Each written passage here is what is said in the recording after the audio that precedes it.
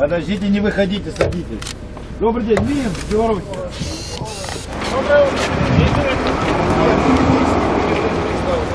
Доброе утро. Кого чекаете? Зеленых человечков с русскими погонами там. Понимаете, да? В Белоруссии были Брест, Бобруйск, Жлобин, Пинск. Очень любим Белоруссию. Украина поделилась, так как у нас есть пророссийские настроенные люди и украинцы, которые любят свою страну такой, какая она есть, и будут стараться ее делать лучше по мере своих сил, а не зависимо от Америки, Европы или там русские. Мы не против россиян, но мы против агрессии против нашей страны, потому что это наша страна, мы народ, мы украинцы, будем бороться с проблемами сами. Вот. Это усиление милицейского блокпоста, мы здесь всю ночь дежурим, мы усилили, потому что говорили, что будут там десант какой-то, провокаторы будут ехать из соседних областей.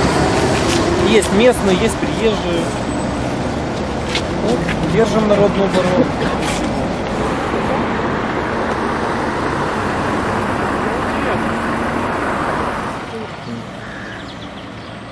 Мой километр, как называется.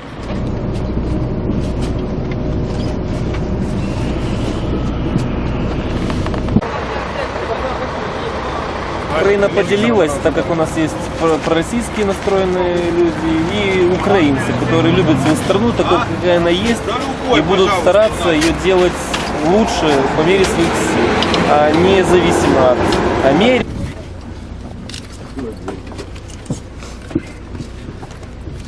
Подождите, не выходите, садитесь. Добрый день, Минск, Беларусь.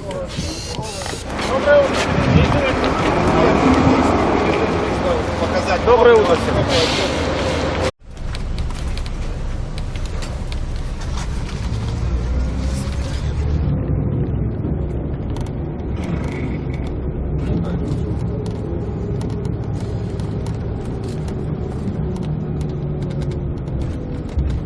Европы или там русские.